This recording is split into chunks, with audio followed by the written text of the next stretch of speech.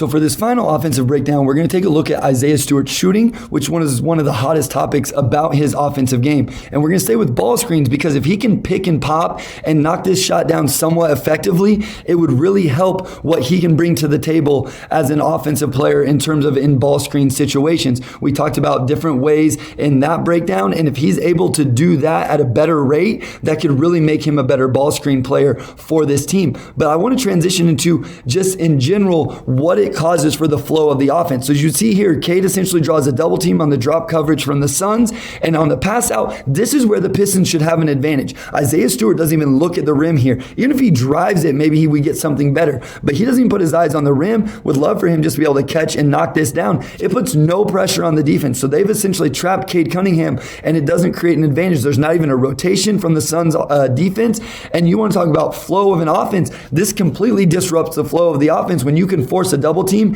and then get no passes out of it, force no rotation from the defense. They're essentially still matched up. And then even here when Saddiq Bey goes back door, okay, he should be getting a dunk on this because DeAndre Ayton's up playing on Isaiah Stewart, but because he's just waiting in the lane. Now this is still a shot that Saddiq Bey should make, but he should have got an even easier shot if Isaiah Stewart has forced DeAndre Ayton to guard him. And then another one here. Again, you want to run offense, you want to get flow, all of those things. Right here, a little action to get Jeremy Grant going to the rim off of this curl, or even a post up on campaign, but nothing ends up happening because JaVale McGee is literally standing right in the middle of the lane. So you talk about flow and a rhythm and getting offensive advantages. Well, when there's a defender camping out in the middle of the lane, that's really hard to do. So something Isaiah Stewart has to start doing is what he does right there. He does it later in the game. Start knocking those shots down. Even if it takes a little while to extend it back out to the three-point line, he has to start making those shots to make the defense respect him. And I do think that'll help the flow of the overall offense.